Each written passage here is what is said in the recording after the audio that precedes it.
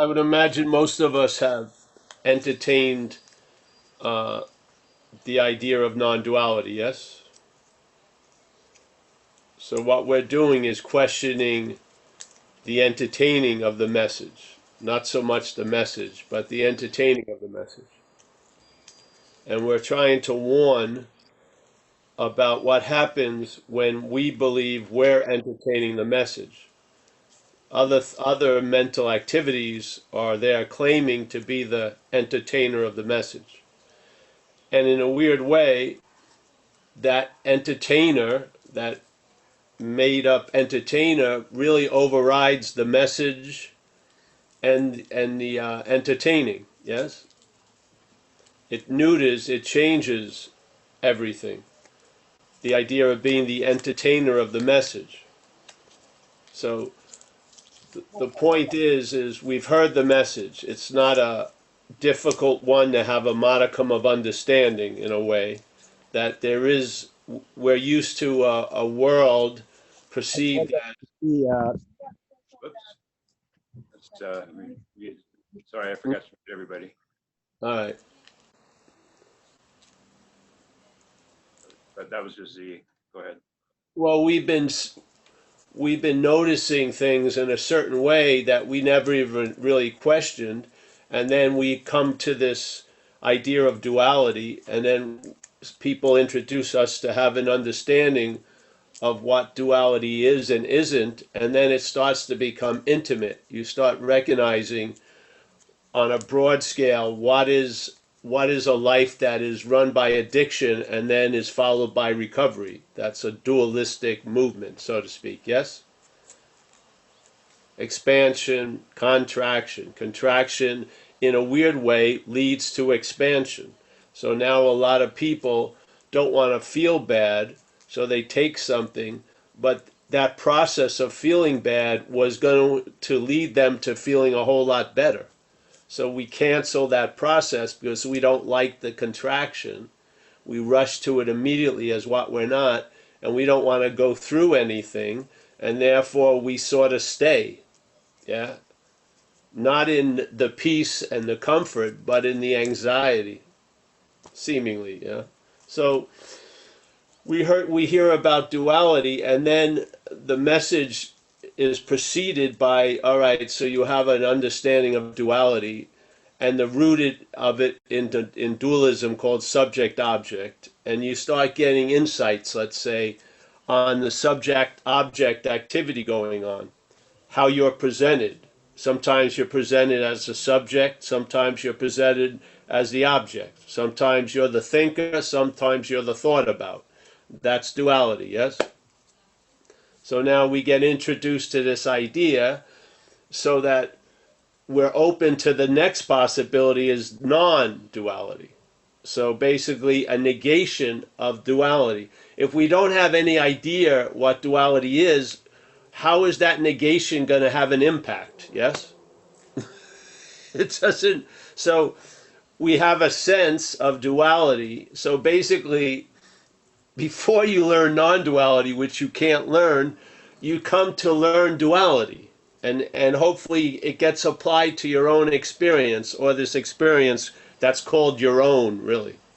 So this experience of everything constantly being called your own, you see a certain movement that you may not have noticed before.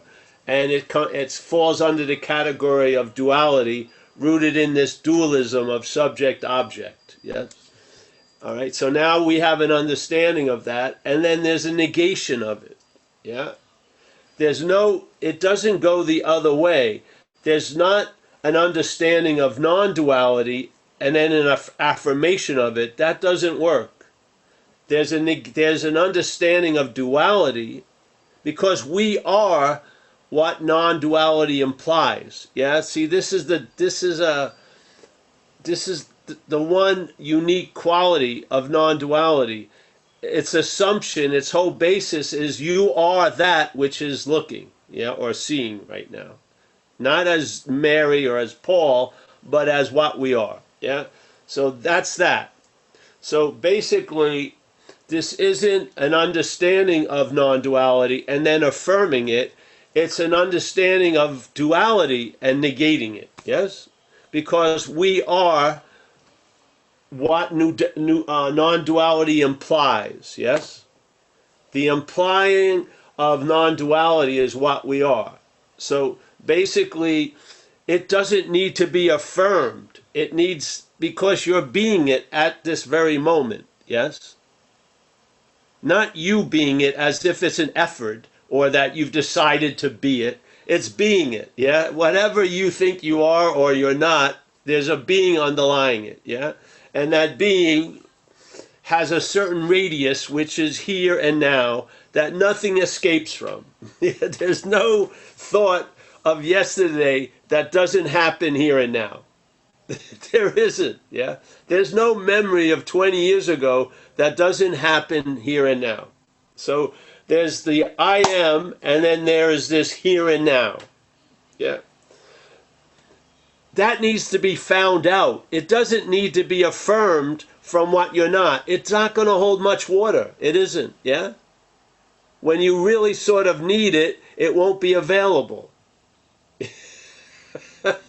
So this is the premise we're sharing at this meeting. If you don't agree, and if you believe that you can cultivate certain ideas that will lead you to non-duality, then there are a lot of other books and places to hear messages reaffirming that and hopefully helping you to bring that to a conclusion. Yes? This is a different presentation. We're not attempting to affirm non-duality, we're negating duality. Yeah? And when there's a negating of new duality, there's a negating of the you that's comprised as this movement of subject-object. That's all it is, yeah? So you're seeing what you're not from what you are, instead of looking for what you are from what you're not. It doesn't seem like it's too different, but it's hugely different, yeah? It's sort of like two ships going in an opposite direction. Yeah. Maybe when they're just like that, you can say, oh, that's the exact same message. But no, it isn't the same message. Because I heard the other message when I went to satsang. And what was downloaded in me was to try to emphasize this idea. Yeah? Because I wasn't hearing it emphasized in satsang. Maybe I was missing it, but I just didn't hear it clearly described and pounded at. Yes, it was always a presentation of, I'm going to describe what you are. All you are is consciousness. You are the immediate beingness. Well, if we could have gotten that, we would have got it already, wouldn't we? I mean, we've read enough about it. We've heard enough about it. Why the hell hasn't it worked? Are you that unique of a person that you're the only one that doesn't get it? No, because there's not a getting of it, yeah? There's a negating of the one that needs to get it, or the negating of the one that can only grok it or think about it as a getting, yeah? It's a negating of that. That's the beauty of it. It's you lose interest in the need to be liberated. That's the liberating quality. The liberating quality is a losing interest in all these far-flung, searching for spiritual gold. So then that interest and attention enriches your day now. Yeah? It's not constantly directed to find something that can't be found. Yeah? Or to understand what you can't understand. Or to experience what you can't experience. Or to have what you can't have. Or to bemoan that you lost what you cannot lose. Yeah? The interest and attention is lifted from that chore. Yeah? And now enriches your experience. Yeah? It allows you to travel lighter in very heavy events. It allows you to be completely available to lighter events. Yeah? And you're sitting under not the right tree, but the tree that works for you because of the fruit. Yeah? And you realize one of the biggest impediments was the interest coming from me. I didn't know. I was hoping the interest was going to clarify and clear up shit. It does the exact opposite. It makes things unclear and obscures stuff. Yeah? Because it's being directed from a false premise that there is a long-lasting, independent, separate entity called Paul that wants to come out of Paul, but wants to still be there to experience its own absence along the way and to be there to get it. Yeah. When it's not available, you can't get what you already are. Yeah. You can't. I'm sorry to say. It's impossible. How could you? Yeah. It's just like the conundrum with the statement in recovery. Hey, first of all, which is a pretty important statement in a linear 12-step program, first of all, you got to quit playing God. Why? It doesn't work. All right. So obviously they're implying there's something playing God. I would say it's the mental state, yes? And when the mental state, which is playing God, sets out on a course, as, let's say, AKA Elliot or AKA Paul, right? To quit playing God, that's playing God. Ad infinitum. Where could it break that little bondage? It can't. Every time it would try to quit playing God, that would be playing God. I mean, there's no way. And then it would stop trying to play God, which is also playing God. This message is different. It's just to see the activities that are implying something that you seem to live from. And you know what? Maybe that suit it constantly has tailored for you doesn't really fit. It doesn't feel, I'm not at ease. There's irritable, restless discontent. I can't seem to enjoy what's happening because the hounds of tomorrow and yesterday keep on yelping. Yeah? If that's the case, something has been given a profound emphasis that can't withstand that. It can't hold that emphasis up. It collapses in and of itself. Yeah? So yes, this is not affirming non-duality. It's negating duality. That's it. Yeah? Why? Because you are what non-duality is pointing at. So why would we have to affirm that? It's already completely affirmed, but we're not seemingly aware of that, yes?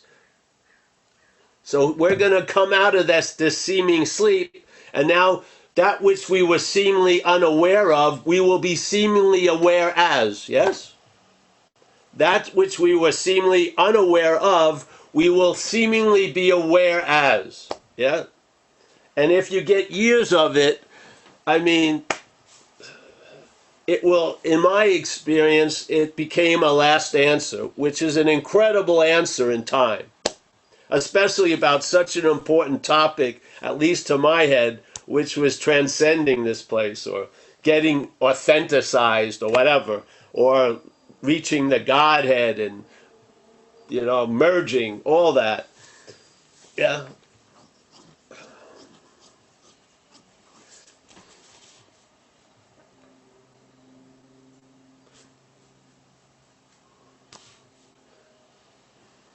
You don't see you're that, you see what you're not. And that's how what you are intimates. It doesn't intimate to you. It intimates. Yeah, before you. Yeah. Yeah. So, yeah. And we've gone over it. I mean, there's a friend of mine, Alex, here. We always basically present the main movement of the mental state is the claim because it doesn't have any ground to stand on. So it claims what's happening to imply it's happening to it or it's the doer of it. Yes? So it comes up with a conclusion through a massive amount of claiming and reinforcing and obsessing over and historically remembering and futuristically worrying about the same position, where what we are doesn't demonstrate any thought or effort to be what it is. Yeah? There's no obsession concerning it. There's no need to reinforce it. Yeah. You don't have to remember it because it can't be forgotten in a way because you are it. Yes. It's a completely different beast than what we're accustomed to. You don't ride it. Yeah. You don't tame it. You don't domesticate it. You don't put it to use. It just is, and let it mold what you are as what you're not. Let it mold this little clay instead of trying to mold it into an idea of a clay. Yeah. So, yeah, I'm happy everyone's here. I don't know if you are happy you're here, but I am. And so let's open up the cracking gates and see what comes out. Okay, we have a question by chat from the new person, Dan, in the That was fast, man. Yeah, Jesus. and he doesn't have the audio and or microphone, so he was able to type a long question. All right. So it's going to give you background. The basics of the question, which he ends with, is, but that which is not obviously has not completely gotten the message. So what am I not? So That doesn't get the. I know, and I gave him a preface about that. Sure, I could read you the text, and I mentioned that over time you might have the inclination of the starving the questioner inclination. But since we don't have any, oh, we do have another hand. Only one other hand up. So you want me to go ahead and read Dan's? I thought you just read it. No, go ahead. Yeah. I wanted to, because the linearity makes it confusing. But so now, and I think I can give the proper punctuation vocalization. So here goes. I am generally familiar with non-duality and have been listening to Paul's vids, but this is my first time participating in a meeting. In case you get a chance, here's my question for Paul. If you don't have a chance, okay. I understand Paul's emphasis on what I am not, rather than the normal non-dual what I am message, and that what I am not is the doer, thinker, feeler, experiencer. That experiencing is happening, but there is no person, no lasting independent individual to whom it is happening. So far, the message resonates, and I have investigated and heard once very clearly the constant internal interpreter narrating to me what I am experiencing. Upon reflection, I've noticed in the midst of a bonehead emotional act, a seeming impersonal, neutral, non-interfering observing happening. And when I have looked, found no originator of thoughts or feelings or doing, have otherwise found no evidence of any person here upon looking, and no matter what is going on, if I remember to stop in the moment and look deeply, I always find no problem. But that which is not obviously has not completely gotten the message. So what am I not? There's no what am I not. Yeah. What you're not is an activity, a mental activity that implies someone. And this message isn't for that. It's about that. Yeah. So the point is, it's not going to get the message, and hopefully that will become frustrating enough for that activity that there'll be a pause and more will be revealed. Yes. So. Okay, and we got a correction. He meant to ask instead of I am not. He says, but that which I am obviously has not gotten the message. So what am I not? So I don't know. Not what no. That you are is the message. It's not getting a message, what you are. It is the message. Yeah? The message is you're the seeing of what you're not. That seeing doesn't get the message. It is the message.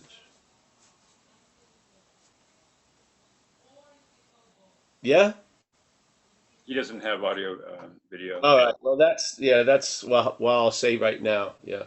Yeah, I'm sure that's perfectly what he meant to ask. So, yeah. You ready for the next one then? Yeah, this is we could find like hieroglyphics from 1500s and then you try to translate it and somehow it's a question for Paul. Okay, let's give it the best shot. All right. Robert French. Hi, Robert. Hi, Mike. Robert Hi, Paul. French. Hi, Paul. I've been playing around with surrender, and I'm pretty much surrendering everything. And I Aringa. find surrender. Oh, surrender. Oh, yeah, that's Yeah. good. Surrender turned into Aringa. I thought it was Aringa. a new martial art from South America. Yeah, that too. Yeah. Aringa. Um, I'm finding that with mental activity, and if I've got a certain amount of awareness of the mental activity, and I surrender it, it's just automatically putting me where I am or who I am. It's outside of it. And it's putting me in quite a nice space. So I've been doing that with everything, pretty much. Feelings, pain. I get a lot of physical pain, and doing that. So it's just paining happening, and but no suffering. So yeah, that's pretty much it. It's I'm I'm seeing how obvious it is that mental activity is not me. You know, Robert, I want to use this. First of all, I'm happy to see you. I want to use this. So let's say, the language can't do it justice, but let's say something in us gets a sufficient amount of certainty, yeah? And then that Mm, certainty gets injected into the act of surrender in this story. yeah, And now the surrender seems to be like turbocharged, yeah? Because exactly. something, Yeah, yes, you see? So that yeah, something changed in us. And then these things that we used to do, we now feel, yeah?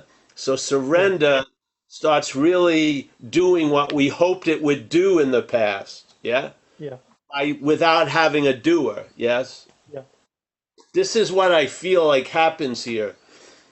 Uh, there's a loss of interest in Paul and Robert sufficiently for some other influences to start coming through. Yeah? yeah, And that other influence is the essence of surrender, and it puts itself in the surrender. You know what I mean? yeah, yeah, So you're finding what you are in these activities that you used to look for it through, let's say.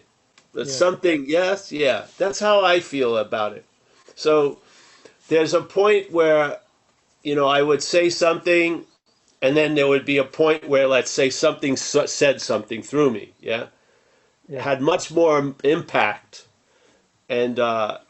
And after a time, enough examples of that, like the juice that would come through that second direction would be unbelievable. It could move mm, mountains, so to speak. And then it's so incredible, it may not move mountains even when mountains need to be moved. Yeah. It's just a cool, yeah. So that's what I felt got out of your sharing. So something in you of what we are, a little sense of what we are came through and now is enlightening that movement of surrender. Yeah, it's yeah. awesome. It seems to be happening it's happening all the time, and also on some mental activities there might be a, quite a pull to go into the mental activity, but with that surrender, it's just automatically weakens it, then Yeah. takes me out again. And you know what? So there's that. And that which has infused that act of surrender will infuse a lot of other. Yeah, Yeah. So you'll see that it isn't surrender, it isn't this, it isn't that. It's always this. Yeah. yeah, Yeah. And yeah.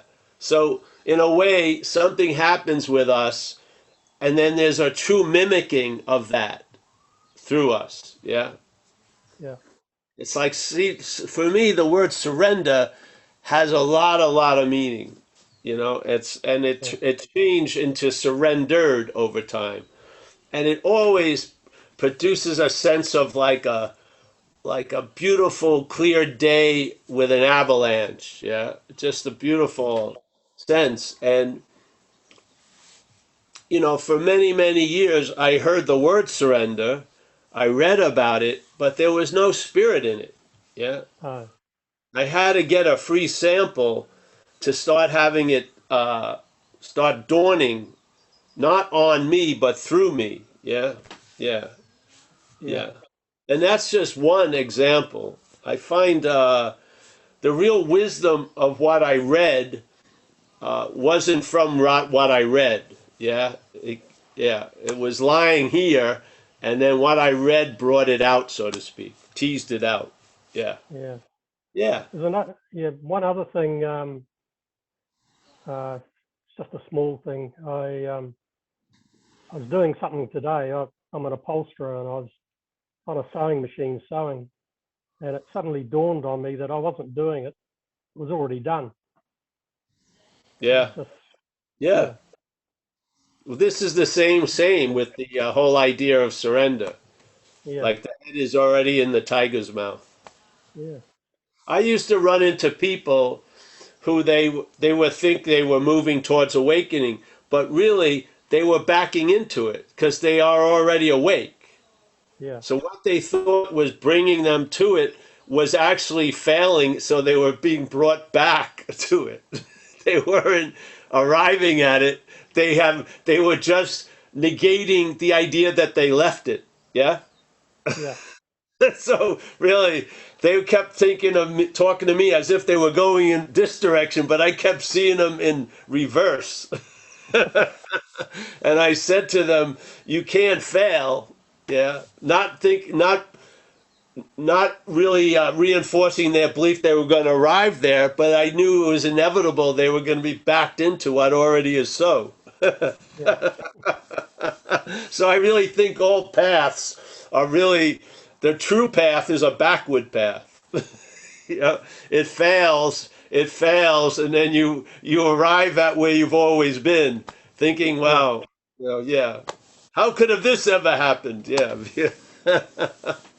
yeah. So I think this is what's happening with some of us, all of us, really, and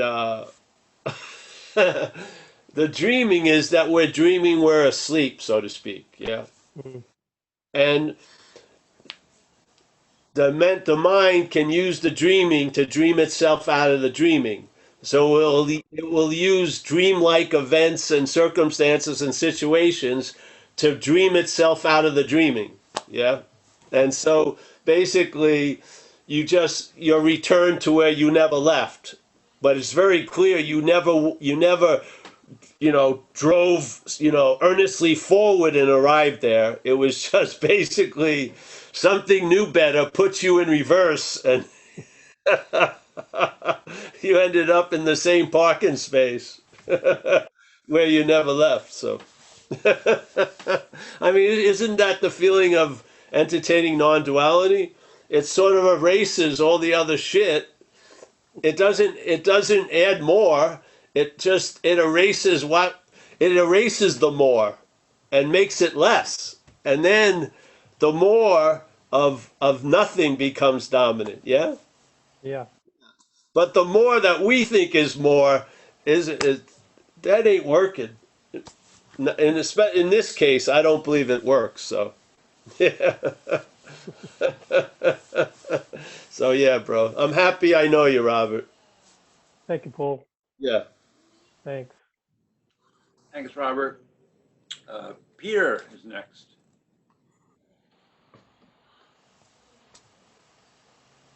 Peter, Hey, Paul. Hey, everybody. I'm trying to find you. I can hear I'm you, sorry. but go ahead. Hey, I just wanted to check in and say thank you again. I talked to you last Wednesday and just feel like I'm traveling a little lighter. So, Oh, thank fantastic. you. Well, there you go. Hallelujah. Yeah, you got the free sample. Just yeah.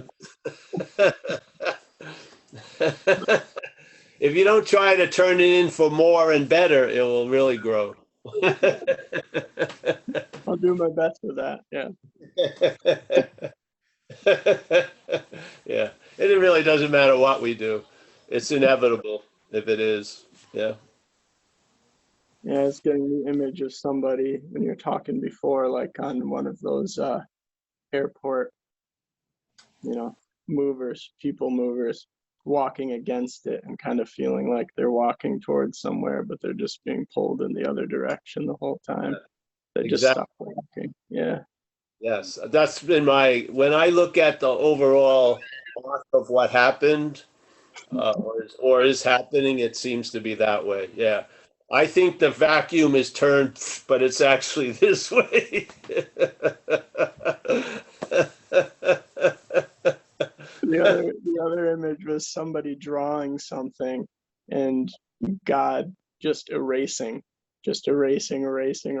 They're drawing, and God's just erasing. Yeah. Yeah. I would say that. That's a good one. Yeah. And there's a point where it stops in a way. Yeah. Yeah. It's not an infinite erasing. Thank Mhm. God. It doesn't take that long. Yeah. Yeah. Say you kept drawing and it kept getting erased, there'd be a point where you'd realize something. Like, holy hell, yeah. It wouldn't be 800,000 erasings. It would be, all right, I got it. That's what one of the main points the Course in Miracles would present about the Course in Miracles was it was hopefully there to allow us to save time. Yeah, so we don't have to go through an infinite amount of erasings, just enough to sort of get something, and yeah.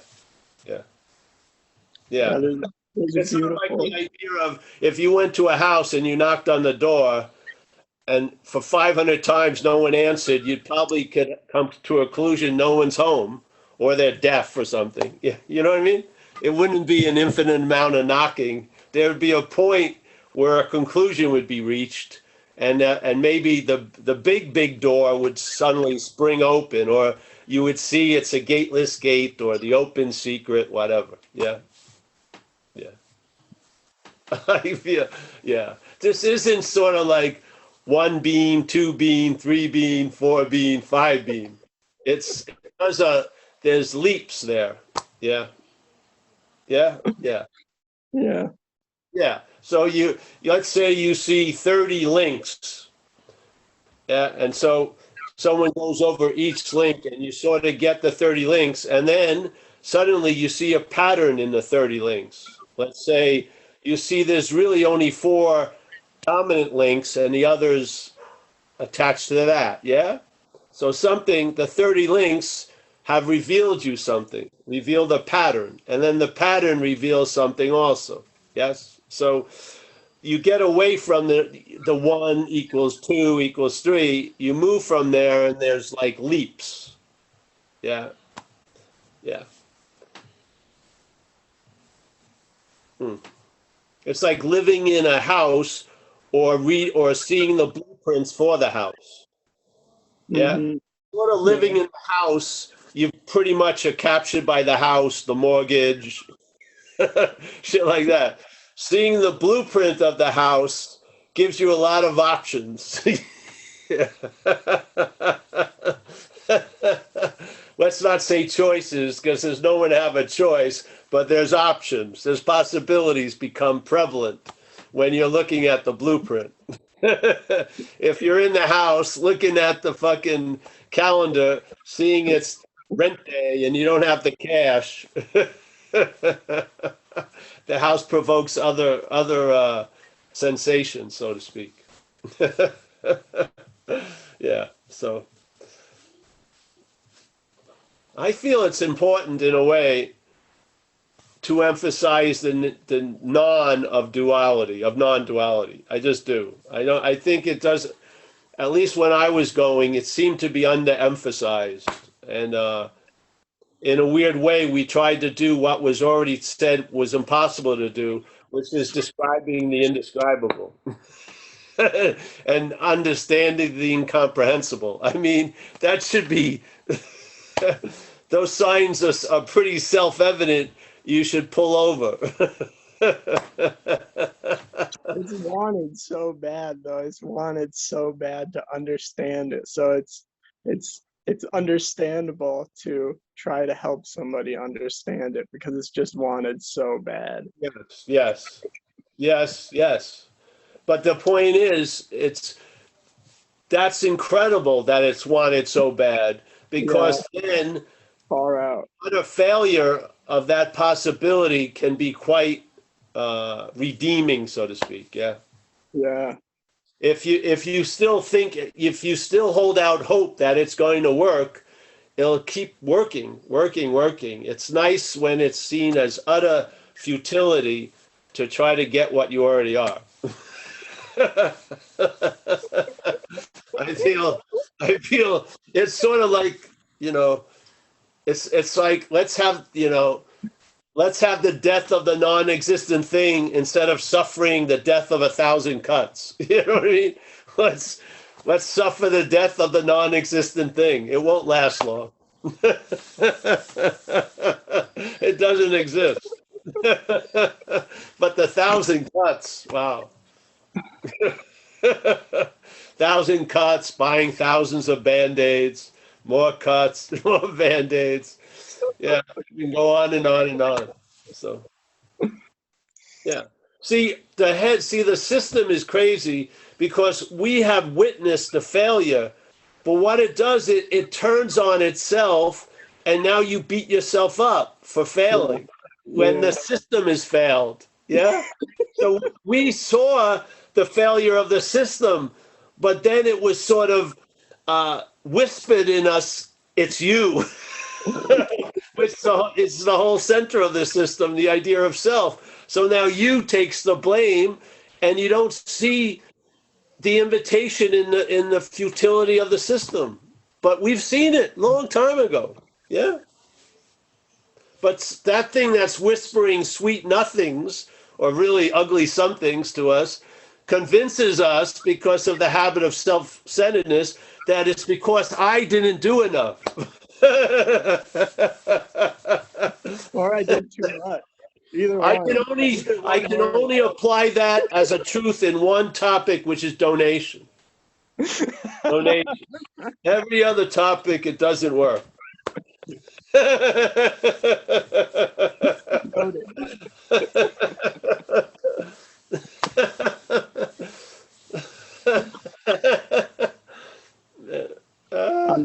On that, I'm gonna peter out. All right, Peter. Nice to hear from you. You too, Paul. You've got a cool name that you can use, that petering out. Thanks for reporting back, Peter. Eliel is next. How can Peter speed up the petering out? That would be more petering. Yeah. So it would be petering in disguised as petering out.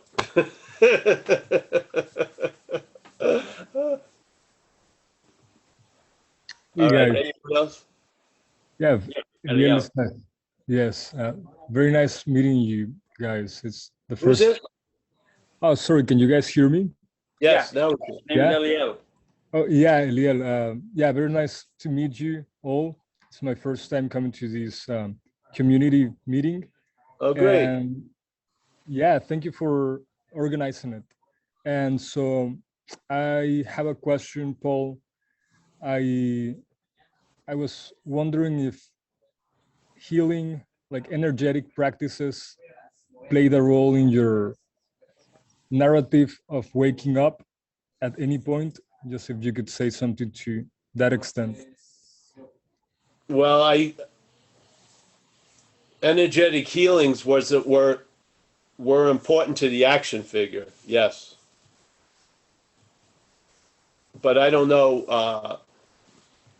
The biggest role in waking up is awakeness, really. It can use a lot of different accessories to make it look like something happened, but really, nothing could happen unless it was already so to speak, yes?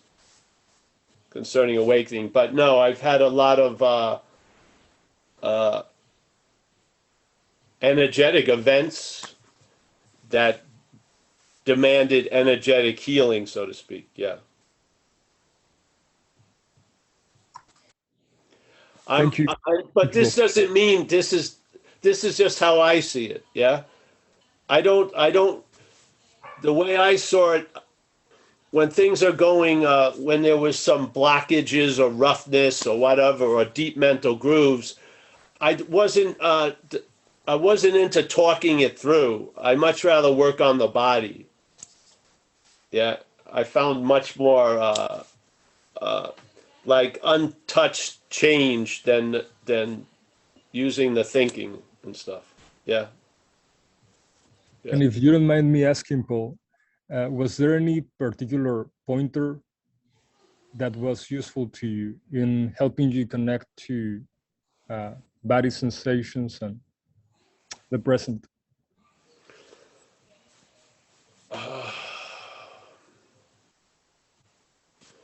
Well, there was tons of pointers. Yeah.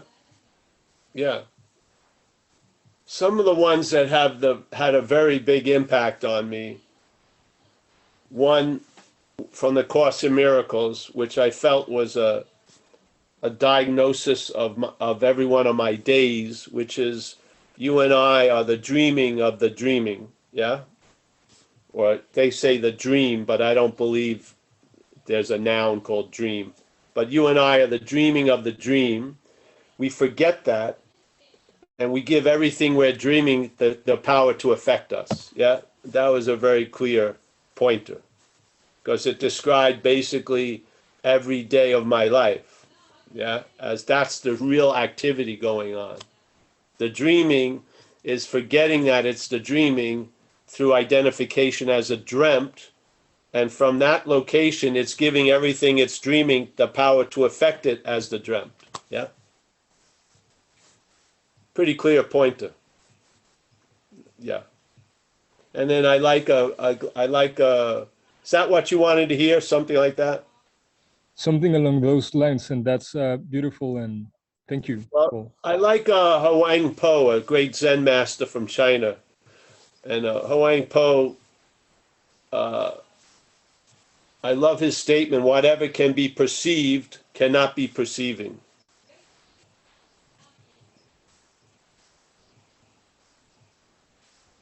That's a pause-inducing statement, eh? Or you can't use the Buddha to seek the Buddha. You can't use mind to seek mind. You can't use light to seek light. Yeah. Those had they didn't have an impact. They started an echo of something. Something was there. They there was like like a yodel and then a response. There was a yell and then an echo and a yell. It was like one of those. Yeah. Yeah. And they just keep going. See, when they first had that sense of aliveness, they've never not had that aliveness every time I use them at talks and stuff. Yeah. Yeah. It's sort of like catching a fish and it's always alive after 30 years. It's pretty good. Yeah. So yeah, things like that. Thank you, Paul. You're welcome. Nice to see you. Thanks, Eliel. Anybody else want to raise their hand?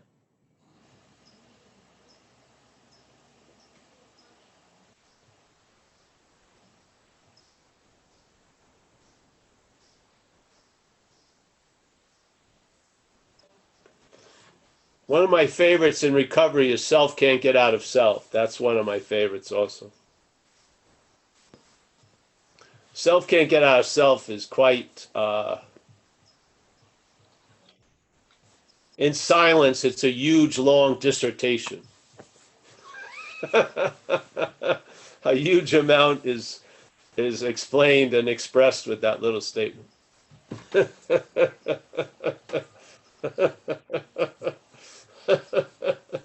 It's best heard when there is no self trying to get out of self.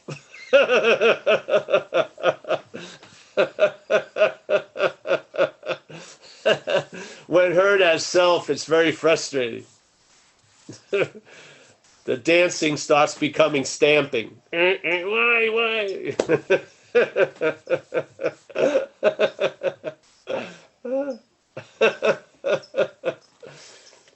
Yeah. The sense of self we're speaking of is that feeling of being a long-lasting, independent, separate thing, yes? That somehow gets attributed the quality of seeing, hearing, feeling, tasting, touching, the quality of that consciousness as an attribute the thing has.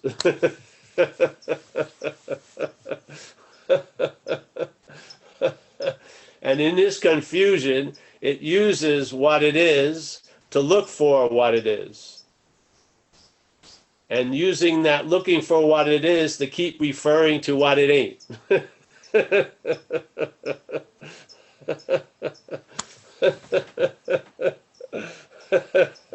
Rotation number 1253. Run, run, run. The grinding of self can't get out of self.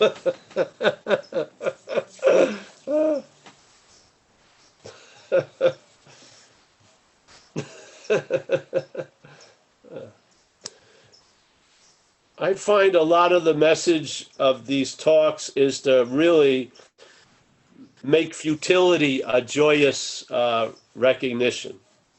Yeah. To finally come to the conclusion that we're very, very aware of, that we can't we use what we are to find what we are. Yeah. I don't care how many times you call it Paul, it doesn't work. Yeah. So. Yeah, I love that. Whoever would have known that joy, you could associate joy with utility. It's just like the. Well, this is the greatest joy of all, the futility of self getting out of self. What a joyous moment.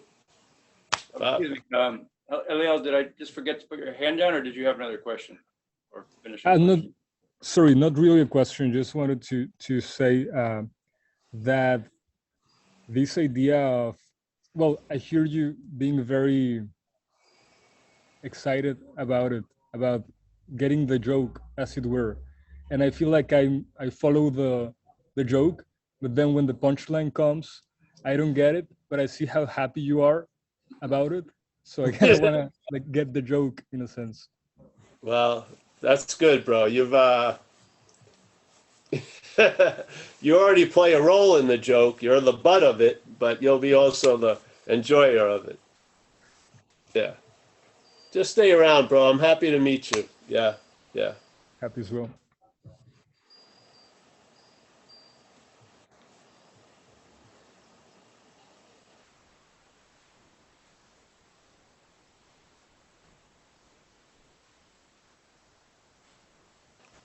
Any questions, Mike? No? Oh, yeah, just Brandon just put his hand up. Brandon. Hey, what's up, Paul? Just sharing. You've heard you say this a lot, and I was just kind of seeing it this week, which was anything the head comes in contact with, it uses. And that was, I don't know. I was kind of stuck a little while because my head, obviously, or the head, I would get, tangled up in that mess. And then, but the nice thing is, like you were just talking about, it uses whatever it comes in contact with, but then it always fails. So then you just see it's failed. Yes. And then that's where the relief comes in. Yes. Well, remember, see, I always, people talk about desire as the source of the suffering, yes, Buddhism. Okay. But if you look at what's the initial or the basis desire in the mental state, it's the desire to become and unbecome, yes? Right. It always starts from a point that it is something it may not want to be, or it isn't something that it wants to be, yeah? And it just keeps this, it's just like a self-perpetuating agitation, just stirring up, yeah? Yeah. So the assumption is you're something that you don't want to be, and that's not true. And there's something that you could be that you're not, which is not true. Yeah, it just goes on and on.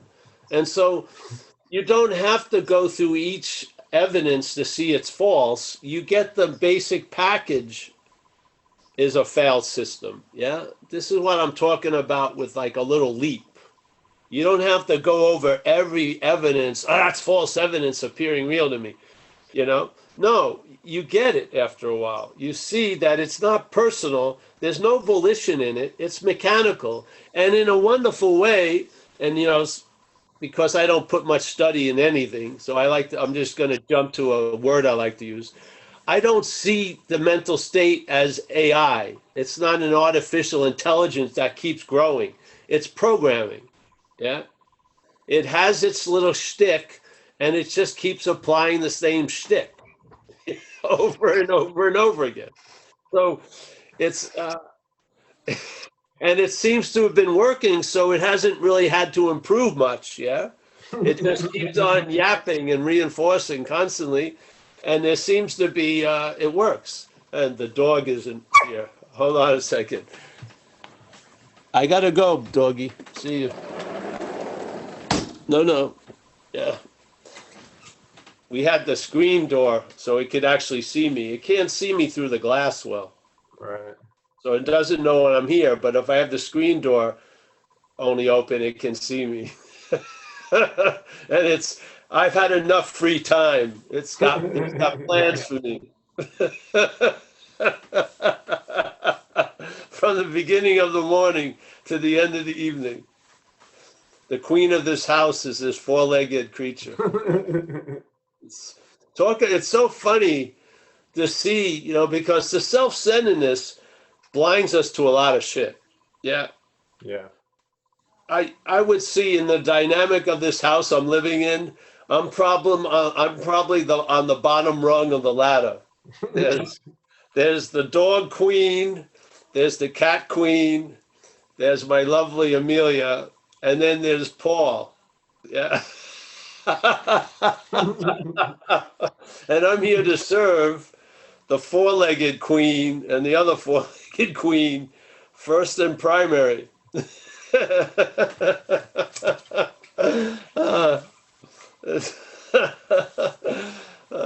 It's funny. So yeah, I almost had to quit the whole talk because the dog was asking me to go outside. Yeah, that's the end of satsang. So, oh yeah, bro. So yes, I hope it gets across that it's mechanical to take away the sense of being a personal doing of it. Yeah. Yeah. No, I get that. Yeah, because then that's when knowledge claimed by self doesn't avail you anything. It's just used to even beat you up more. Yeah. Yeah.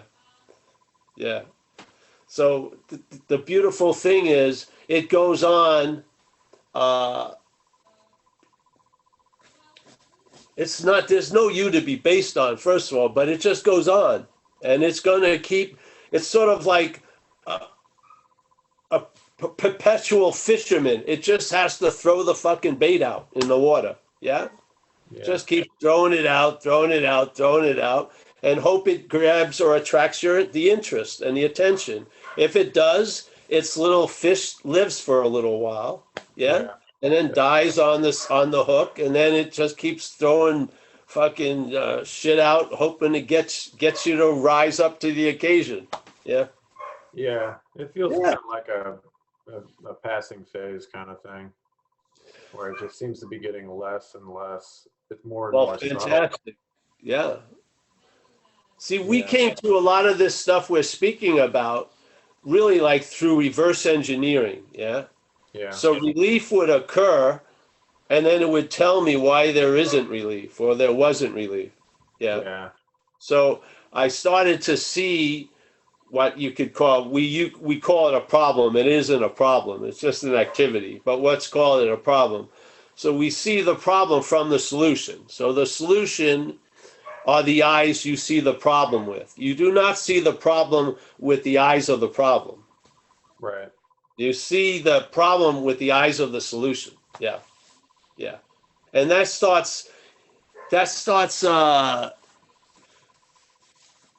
there's an intimating of it. Yeah. You can't get yourself, but there's an intimation of it. Yeah. So what you say when I hear it, it seems like that's how this program, this message works in the action figure life. Yeah. The action figure starts noticing there's a loss of interest in a lot of shit it used to be interested in. Yeah. Hallelujah. And it's very clear that it didn't do anything about that. See? Yeah. Right. See, it can't reach around and claim ownership. It's just Right. it's too far of a stretch. So it just mutes, it mutes. Yeah. There's yeah, for sure. Yeah. So it's great, bro. Yeah. Keep coming back and giving us these reports. For sure. Yeah. Thanks, man. Thank you, Brandon. And Peter had put his hand up briefly, but maybe just he ended up putting this quote by Ramana Maharshi in chat. "The day will dawn when you laugh at all your efforts. The day in which your laugh is also here and now." Yes. Yes, exactly. Yeah. These things are profoundly simple, the statements. Yeah. They're describing factual expressions. Yeah. I know that quote. Yeah. Mm-hmm. All right. Anyone else, Mike? Another hand's up. I know about 5 Ramana quotes, and that's one of them. That's pretty good. Mike, what's your background about? Looks very beautiful. It's just the fabric I got for this Zoom stuff, so because I couldn't do a virtual background. So it's just, those are mushrooms, and Hobbit House, and my favorite colors. Oh, great. Yeah, I've loved it.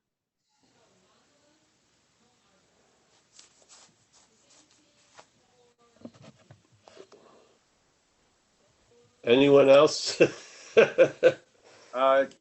Chad just put his hand up. Oh, Chad. Hi, Paul. Hey, Chad. Well, one question I have is about the use of plant medicine or psychedelic medicine as a means of letting go or looking in more deeply into into what it is that I am not. Well, I guess everyone has different seed assignments, and you'll find out if that was yours by the results of the ceremony. Yeah, it wasn't my calling. It wasn't my calling. I checked it out in 2001 in Australia with an honest, open mind, I thought, and it just wasn't.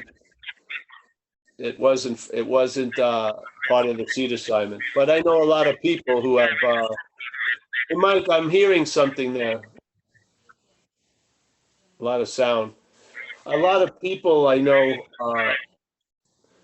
have sought through that to get a reboot about addiction and stuff like that, and And a lot of people in Canada who do it come and see me when I'm up there.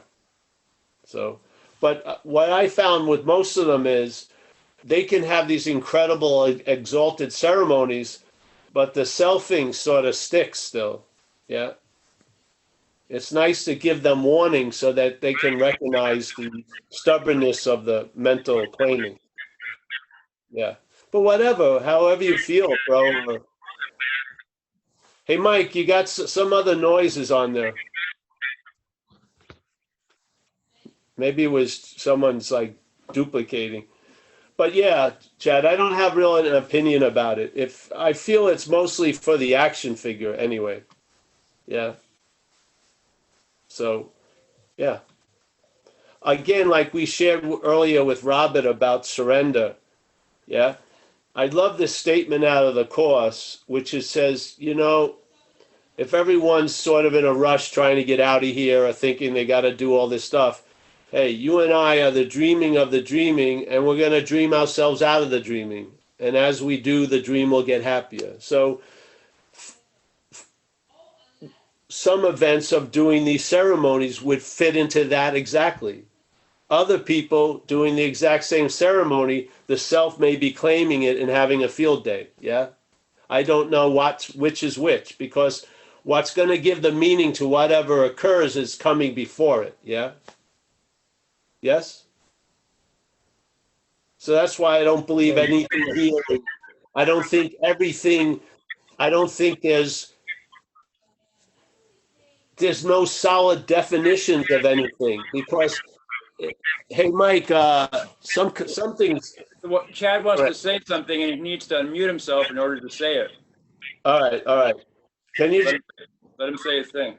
Yeah, no, I've been muting myself in between to try and avoid that. And we haven't been successful. That's its value. Do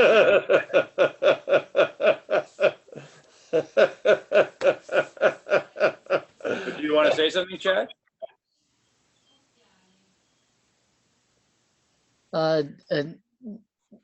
No, I don't know that there's anything else to say. I wanted to ask that question though, because it is something that like I have had experiences with in the past and I felt were extremely helpful. But I also saw some of those things that you're warning about, as some people saying, you know, seeing whatever it was that occurred for them as something to add into the giant backpack of stuff that needs to be let go of. Yeah. As opposed to using it to get rid of the backpack and see there is no backpack, there is no body, there's but whatever there is isn't what you think. Yeah. Well, that's what we're saying. So what we're saying is the mind is going to give the meaning to the ayahuasca. The ayahuasca isn't going to give the meaning to the mind. Yeah. So mind can give a meaning through ayahuasca. Yeah. And it can give meaning through reading a phone book. It can give meaning through being of service for people who are fucking starving at the soup kitchen. It could give meaning to just taking the dog out for a walk. Yeah. This is the whole point, where the idea of this works and that doesn't work gets all clouded. Yeah. And you see, it's that which is before that's giving everything the meaning that comes after. Yeah. So for some people, ayahuasca has been incredibly helpful. I remember when I did LSD when I was younger, I would say the first 10 trips were very, very educational. Then they turned into escape and entertainment. So the first 10 trips, the selfing wasn't dominating it. Then the selfing claimed to be the one who was taking the trips and started to give meaning to the trips. Yes? Changed everything. So I see that which comes after is determined by what is before. Yeah. And I'm telling you, there's going to be something that comes after that implies it's before, and that's the selfing. Yeah. hopefully you see that, and that which is before stays before. Yeah. And then whatever it does or doesn't do will have an impact. Yeah. Like you'll find something isn't suited for you, or at least this time, and you'll find something is suited to you. Yeah. Maybe those are intuitional hits that lead you to a point of dreaming yourself out of the dreaming. I felt that way too, and I still do with the LSDs, the first LSD trips I went on. Yeah. Now, I also have an idea. See, my head would have loved to claim the idea of ceremony. So when I got pulled over by the cops, I could have told them, hey, I'm on a ceremony, and then fucking hopefully, deter them from arresting me. But I didn't have that word. But I have some people I know that seem to be on a lot of ceremonies. And to me, that gets a little bit suspicious. Yeah. Yes? When you're doing Yes, yeah, something, yeah, it does.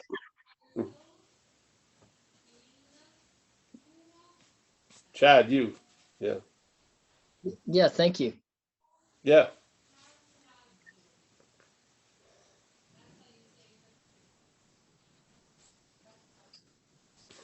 Mike. Yeah. Hey, let me just say there's a lesson in the Course in Miracles, lesson 2, which says you and I give everything all the meaning it has. Yeah. I'm a true believer in that. Yeah. So what's before?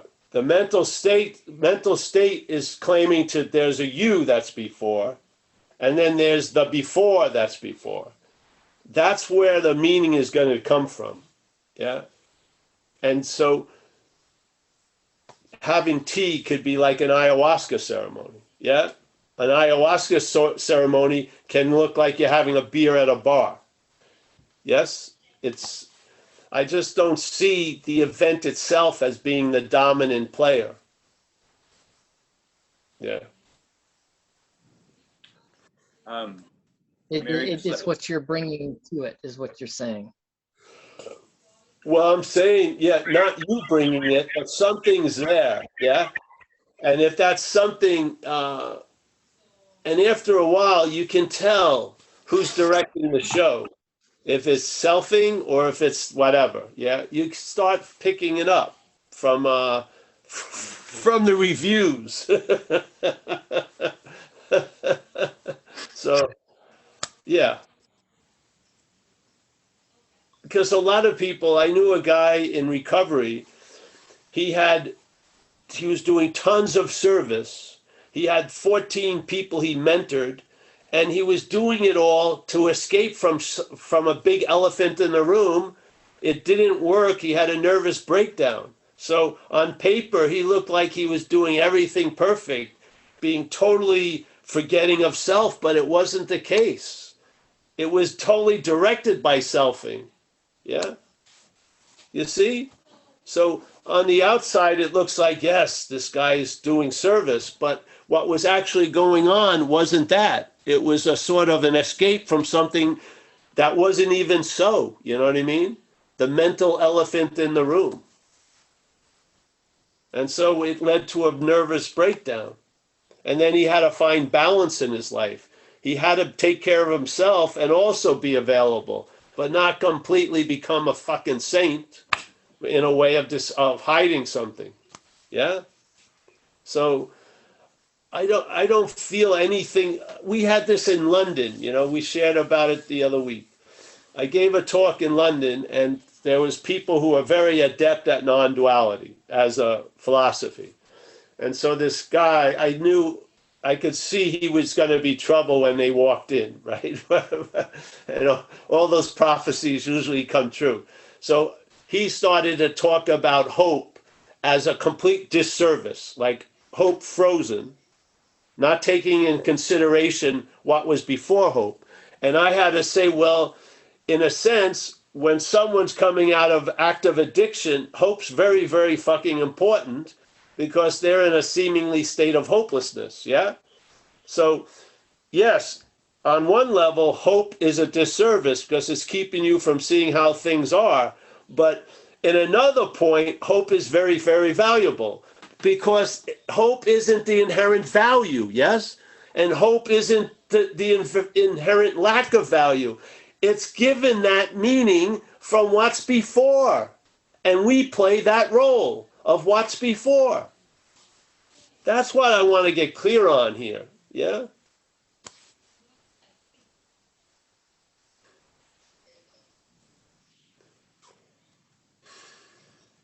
Yeah. And I've been informed that Ben has been raising his hand. Well, inform Oh, Ben that we accept his hand being raised. is it Ben Clark? Oh, I only see one Ben. Ben Clark. Ben Clark. He thought better of it. Yeah. See if I can find him. Oh yeah, I've unmuted now. Yeah. Oh, there you are, Ben. Yeah. Yeah. What triggered me? Oh yeah. First of all, about the ayahuasca thing, because I went about 5 years ago and spent a few months with this crazy old guy in the jungle. Well, actually, he wasn't an old guy. He's quite young. He's a lovely guy, and you know, so you get all these kind of experiences or seeing of things, but what eventually became clearer was that it wasn't so much seeing all this stuff, because as you say, what happens is you just claim it all the time as being special and having some kind of special insight. But it was the fact that at times I could just witness stuff as a witness, and see that everything that was taking place was that I was just a witness to it, rather than it being like, oh, how amazing it was. But it then made me think, because there's this guy called Graham Hancock who's written all these books about stuff that he saw when he was on ayahuasca. And I just thought, well, it's just fucking crap, you know, because what he's done is he's just had all these visions and stuff, and he's turned it into something that is, for him, is something. And then everybody starts thinking, oh, that he knows, like, the aliens landed here 2,000 years ago and all this. And that's kind of really a prime example to me of where this selfing thing, you witness something, you don't just see it as witnessing something, and you don't know what it is. You know, you don't know whether these are past life things. You don't know anything about it, but you make up a story about it, and all of a sudden you've written a very successful book. I mean, I don't want to knock the guy, you know, great, he's done well with it, but that was my take on it, is that you know, we just have, you know, this selfing mechanism. As you say, it's mechanical, and whatever you experience, it wants to take that and make a story out of it. And great, you know, we have stories and we have literature and all the rest of it. It's brilliant, but we take it to be real. And what the shaman actually was just a guy who just didn't give a shit about anything. You know, he used to ride after a ceremony at 2 o'clock in the morning. He'd ride back to town, which is about 20 miles away, on this road which you wouldn't even walk on safely. It was just incredible. And so he just was as he was, you know. And it's not a question of whether he's enlightened or anything else, but totally different, and also totally different cultural background. So we as Westerners go there and we turn it into this thing which is about us finding ourselves or enlightenment and everything else. And their cultural background's been pretty fucked up by invasion and all the rest of it. But it's just like we just kind of do stuff to stuff all the time, it seems to me, you know. Anyway, I've gone into a bit of a spiel, but yeah. Well, yeah, that's the point. See, because there's a belief that a significant amount of seeing or peak experience or fucking spiritual shock is gonna stop something. It doesn't. The selfing regroups. As long as you're breathing and are there, it's probably going to show up. Yeah. Yeah. And it's going to write you in. It's going to write you into a story. Yeah. That's what it does. And so it's great if you can see it, because it's mostly based in comedy. Yeah. But what happens is you don't see it with all the seeing. You don't see that. That's why when I had this stuff come into me, I realized there's no point to talk about anything else, because if this isn't seen, you're going to look from it. Yeah. And I've met a lot of people who are they write books on ayahuasca and everything like that, but they weren't seeing the claiming. Yeah. They weren't. They started to Yeah. see it because we shared about it, yeah? But Yeah. they weren't seeing that mental thing. And I saw it with epiphanies, yeah? Where this one time, it was so wild, and it was cool because I had a witness, this girl and her kid. And it was in Bali. It didn't have to be in Bali. It happened there, though. And then I was just really cool hours. And then I heard a voice behind a rock, and I could feel distance, and the volume was low, and the voice was talking to me, yeah. And then it seemed to move closer, and the volume went higher. So there was distance, all in the dreaming. And then it kept talking to me, and then it switched to it was talking as me, and then Paul regrouped. Even though I had the perceptual visions of the freedom from self, the self had claimed the whole enchilada as we were walking out of the jungle. I hadn't heard about it. I hadn't heard about the claiming activity, but I saw it in my own experience. I saw it. The voice wasn't me, but then it turned, and then it sounded like me. And instead of talking to me, it was talking as me. And that's when you can almost hear a click. It went back into, it clicked in. Yeah. Now that doesn't mean anything's changed. It means things that can change, but what's not changeable doesn't change at all. That's the fundamental fact we're hoping to keep implying here. You are that. It's not something that you have to qualify for, nor that you can be disqualified from. Yeah? It overrides all the mental relevance of the action figure and all the stories and all this and that. There's not one. It's like all the shit that happens in the sky doesn't leave one blemish on the sky. That's what it's like. And I hope what happens when I had that feeling really spread, it brought sort of an easing comfort and then an acceptance to the action figure. Yeah. I mean, it was like breathing a totally different atmosphere. Yeah. Yeah. In other words, all the guilt and shame that it kept fortifying and reinforcing for not kissing the guru's feet long enough, or I should have stayed 3 months, not 3 weeks at the retreat center, or whatever all those things were. I realized I can't get out of an imaginary place. Yeah. Especially as an imaginary person. So, it put I'll an tell end. you. Sorry, I'll tell you another a funny story about that. Actually, while I was there, there was a big flood, and a little boa constrictor came out of the water and slithered across the grass. And some of the guys that were helping out there got a stick and sort of played around with it to show us, So it's beautiful, absolutely beautiful snake. It wasn't a danger to us because it's very small. It could just eat rats and things. And the next night, I'm coming out of my hut with this head torch on, and I see this absolutely beautiful snake going past, about, I don't know, 3 yards long, maybe not that big. And I thought, oh, it's, one of these boa constrictors again. So I called some other people from other huts, I said, oh, come look at this snake. And they come over, and it slithers past, and this Italian guy, he became very friendly with. He lifts the tail of this snake with his foot and flicks it up in the air, And they go, and then the shaman comes in. He goes, "Get the fuck away!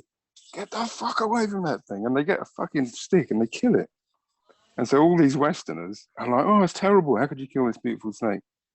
He said, "It's the most dangerous fucking snake in the whole Amazon. It's a chula chapi, a jungle master, and it's territorial.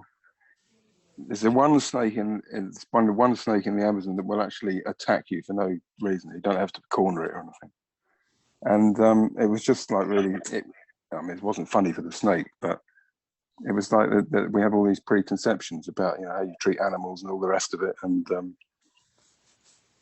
just blundering, really, isn't it? You're going into the Amazon jungle and you're taking your sort of everything with you, and yeah. Well, yeah, that's the dilemma. Yeah, and you'll leave with it. Yeah. Yeah, I left with that memory. All right, Ben. Thanks, Ben. Yes. Yeah. And isn't it like 4 o'clock in the morning for you? Yeah. I don't know why, but I decided to. There's no So, time. No, there's no time. Yeah, there's no time like the present. But I gotta leave soon. Good morning to you then. Yeah. Morning, Mike. So you're gonna say your goodbyes? I think so. Yes. Oh, that's enough. This is yeah. There's no other hands, and this is a milestone goodbye because it's the last time you say goodbye to Carrie in Minnesota. Oh, really? Wow. Yeah. Hey, if anyone's up near the Grass Valley area in Northern California, we're gonna do some live talks up there this weekend. And also, I think Saturday is going to be at 12 o'clock Pacific time, right? I'll double check while you're saying bye. No, I mean for the Zoom. Yeah, we'll have to look.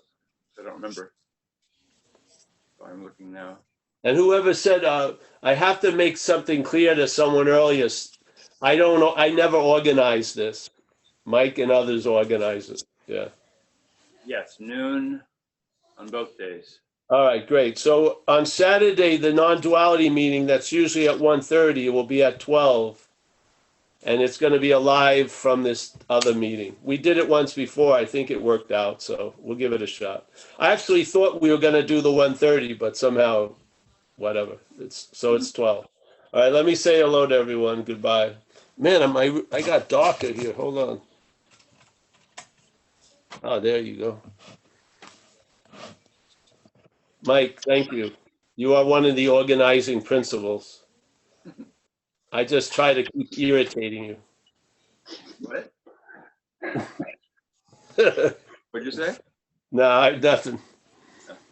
Judith, nice to see you, honey. Good to see you, Paul. Thank you so much. Get ready for Kerry's arrival. Yep. Great to see you, Judith. Thank you so much. Likewise. Slatko, I'll talk to you tomorrow. Yes.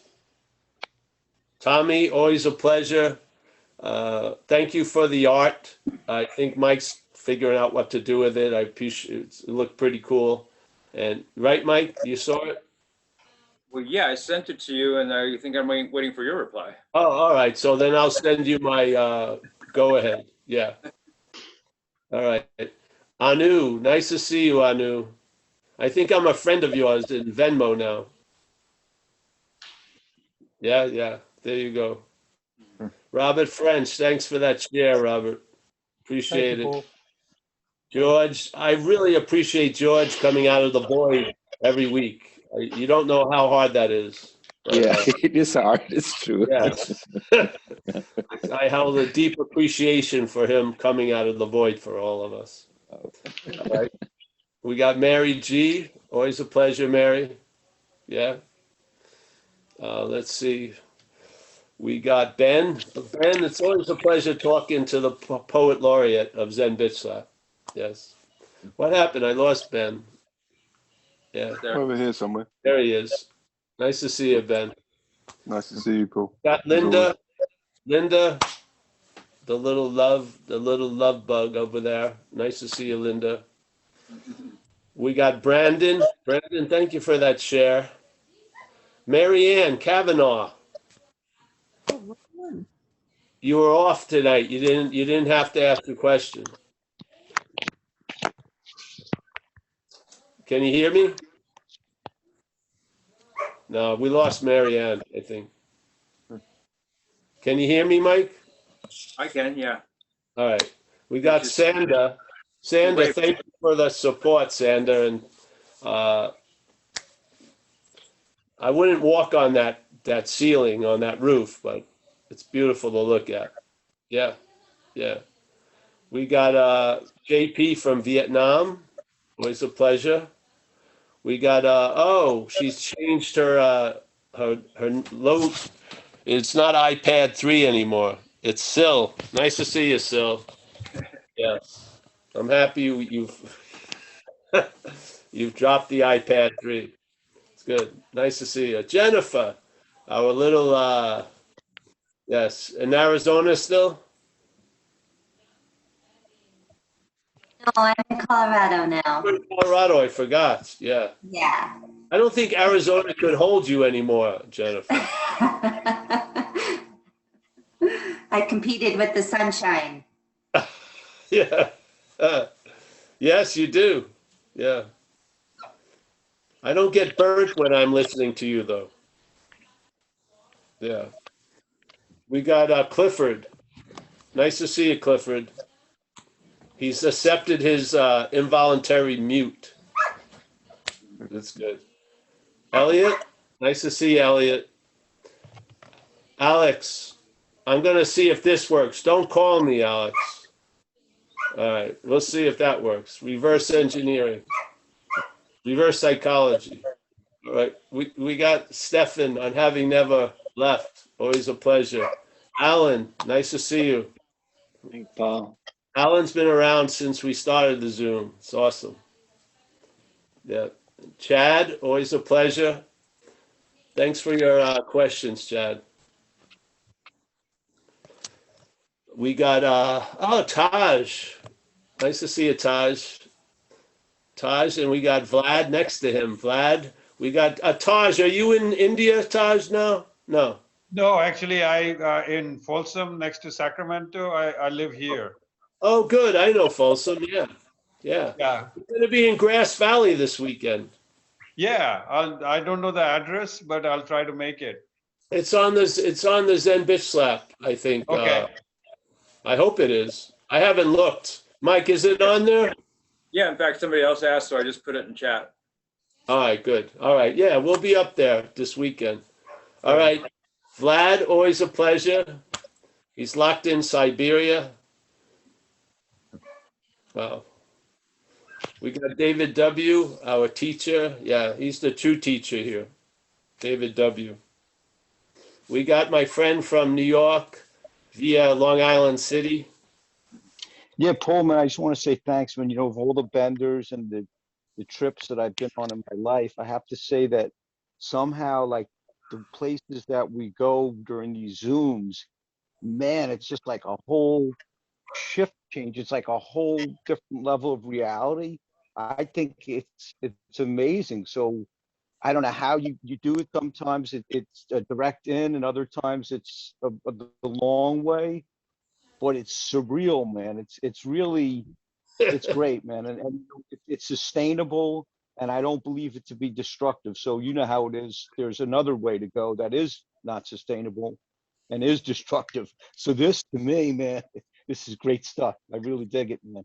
I think we're gonna merchandise it. We're gonna call it the Long Island Way. The Long Island Expressway. And seriously, it's great stuff, man. I love it. Oh, great, bro. Thank Always a pleasure to see you. And we have Brahmi visiting from India. Very nice to see you, Brahmi. We try to live vicariously through you. Oh, well, India is a bit, I'm not sure. I'm happy to share all my good events here, but India is a bit of a mess, so I'm not going out anywhere anymore. Yeah, yeah, yes, we've heard. Yeah. But I wanted to mention that you used to talk about K-Paul, and I have this funny sort of thought that was like, I've got this black and white movie of the Keystone Cops, but it's the thief and the robber running around after each other, then changing and running the other way. And yes, it's interesting. It's funny to watch that happening inside one's own head, seemingly. Yes. Well, there you go. If you're watching it, you're not of it. Yeah. Amen. Yeah. There you go. That's the whole point. Eric, nice to see you there. Toronto, resting comfortably. Thanks, buddy. A hard day of recovery. Definitely. All right, we got Eisel, right? That's the name. Our man who had the questions. I can't see the Eliel, you mean? Elio. Yeah, maybe it's me. Yeah. Oh, Elio, nice to see you. Hope Nice to see you again. All right. Sure. Thanks for the good times. And Hello, Kerry, everyone. Have a nice day. Kerry's leaving Minnesota for Hawaii. Woo! Yeah, Paul. You're gonna have to give up those shirts and get the Hawaiian shirts, bro. I know. I had to go for the Last Supper. My kids invited me over for a dinner tonight, so I wanted to look halfway decent. And I'm so tired. I was laying down listening, and all of a sudden I thought I heard my name. Like, wake up! I'm like, what? But I love your talks, Paul. They usually don't put me to sleep, but I'm exhausted, man, trying to get ready. So thanks for everything. Oh yeah, it's gonna be great to see you there. So that's cool. Cool. I can't wait. Yeah. Thank you. See you. And Lebowski's returned. Hey, I did want to say thank you and the whole gang for making this happen. Really appreciate it. Yeah, it's there's a lot of people that have, yeah, not me, the people who set this up. Yes, they're pretty You're in there committed. too, man. Oh, the Long Island Method. Yes, The it's Long the Island Long Island Method. method. We start with a poppy bagel right in the morning. Yes, we chant "darling, darling, darling, darling." Yes. You have to be from Long Island to get it. All right. Nice to see you, bro. Chocolate. Oh, we got Tom.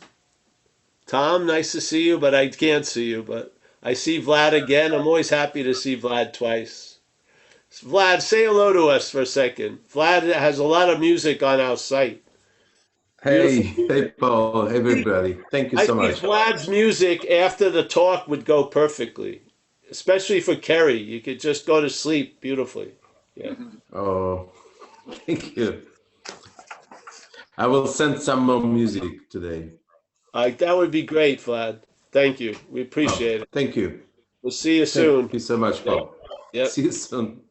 We got John R., who's captured a kid. This is your youngest listener. Oh, yeah? He says, yeah, he said, ooh.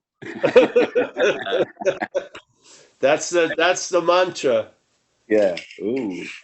Thanks very much, Paul. Thank you. Oh, you're welcome, John. Thank you. And there's Kaiser. Kaiser's in Los Angeles. Nice to see you, Kaiser. We got Julian Rose. We got, oh, there he is. Nice to see you, Julian. Good seeing you, Paul. Nice to see you. Very nice. You working on the boats? Always. Yep. Good. Oh, someone just jumped into your virtual background.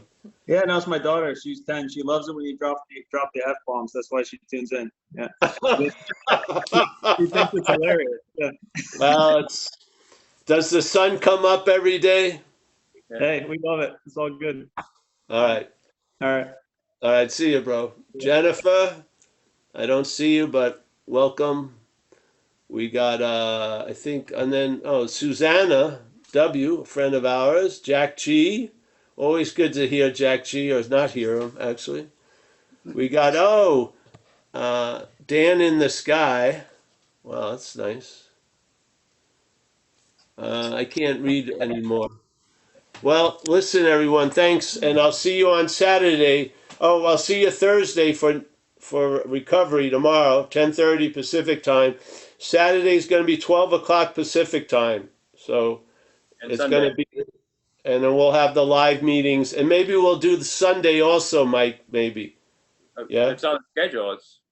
You are going. All right, so good. Well, we'll have 2 Zooms then this weekend. Thanks, guys. See you. Good night. Bye. Thank you. Good night. Thank you, Paul. Thanks, Paul. Thanks, everybody. Yeah, thank you.